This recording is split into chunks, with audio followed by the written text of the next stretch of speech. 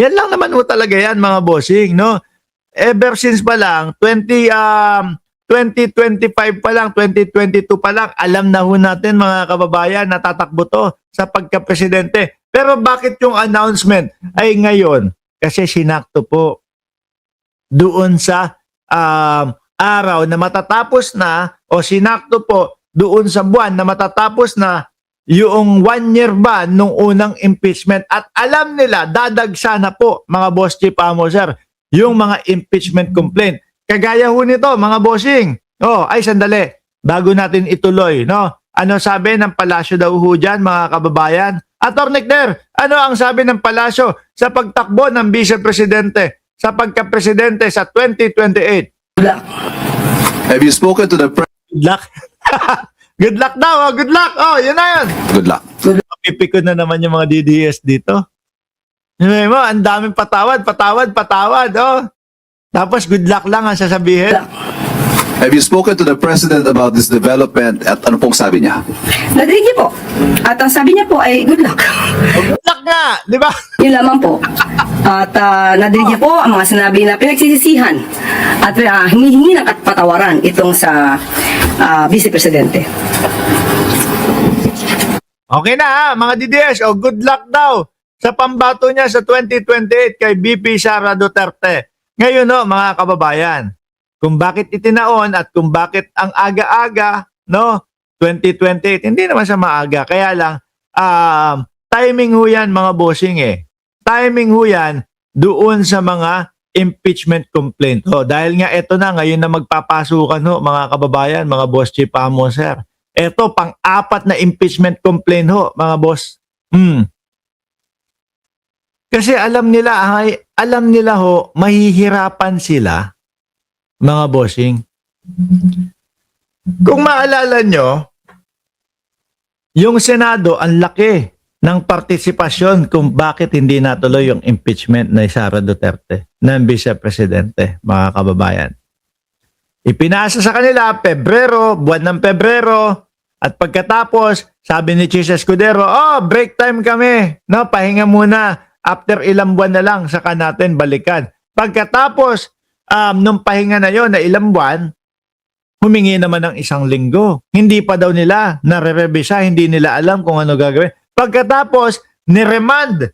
Pagkatapos, ipinadala naman doon sa Kongreso, ibinalik, hanggang sa ang ending, ayan, nasa archive na lang, inilagay na sa archive. At tapos na yung 1 year ban nung impeachment na yon. Pero ngayon, mayroon silang panlaban, mayroon silang pandepensa dahil nga simulat sa pool pa lang wala naman silang pandepensa. Ngayon, kaya nila ginawa itong pag-a-announce ng pagtakbo ni Vice Presidente sa pagka-presidente sa 2028 upang sabihin sa ating lahat na kaya naman nila ginagawa yung impeachment na yan, kaya naman nila ipinapasa yung impeachment na yan. Kasi nag-announce ako na ako ay tatakbo sa darating na eleksyon sa 2028. At 100% maririnig nyo yan sa mga darating na mga araw mga bossing. 100% yan. Yaan ang sasabihin ng mga DDS at ni Inday Sara Duterte. Pati na yung lawyer na mga hire niya. Kaya naman po kasi merong impeachment na ganito kasi natatakot sila dahil nag-announce na ang vice-presidente doon sa sa kanyang pagtakbo Ganyan ang sasabihin niya mga yan. Di ba mga bossing? Eto, tignan nyo. 4th impeachment complaint against BP Sara Duterte. Look, a 4th impeachment complaint against Sara Duterte o Vice President Sara Duterte was filed on Wednesday before the Office of the House Secretary General, Manila 6th District Representative Benny Abante, and House Deputy Speaker La Union 1st District Paulo Ortega endorsed the said impeachment complaint kay Vice Presidente. Yan ang dahilan kung bakit nag-a-announce ng tatakbo siya para ang ipambabala nila, mga bossing, ay yung kaya naman po nila pinapa-impeach ako kasi nga nag-announce kami ng tatakbo.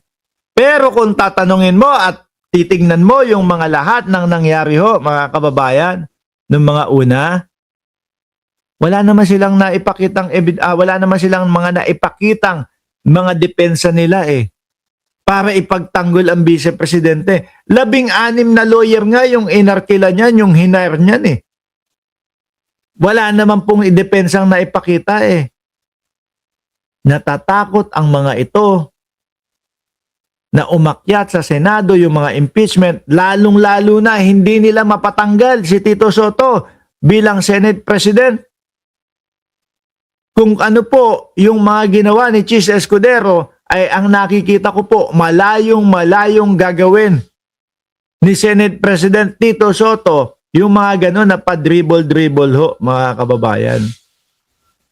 Ang nakikita natin dyan, susundin at hindi susuwayin ni Tito Soto yung nakasulat sa konstitusyon na kapag ka 1/3 na ang lumagda para dyan sa mga impeachment ng Vice Presidente ay agad-agad silang magiging impeachment court. At yun ang kinatatakutan nila dahil wala silang mga pang depensa. Kung meron ng depensa, mga bossing, mga nagmadali na po yan. No? Mga nagpapaliwanag na po yan. Nagpapakita na nung kanilang mga dokumento, ebidensya, kontra-ebidensya nung kabila. Para sa ganun, nakakampihan sila ng taong bayan. Kaso, wala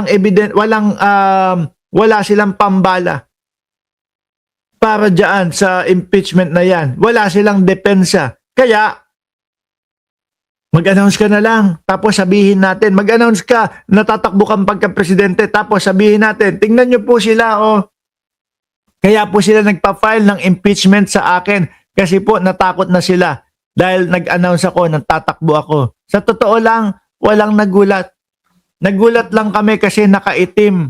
No? Akala namin, meron ng pumanaw. Akala namin, meron ng namatay kung bakit nakaitim. At nandoon may press conference. Kasabay ng timing din nila. Timing din to, mga boss. Maniwala kayo dyan. Mahina na daw ang dating Pangulong Duterte. Nakita niyo yung mga timing nila?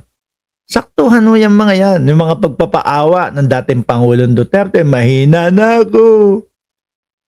Hindi ko na kaya. Pero kapag kayong mga mautog nila, malakas. Di ba?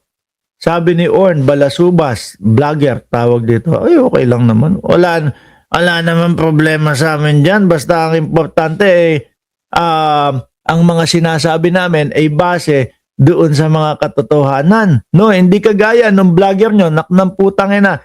Bingot na nga yung hindi na nga maintindihan yung mga pinagsasasabi ng mga vlogger ninyo. Papyas na yung nguso dito. Fake news pa pinapakalat.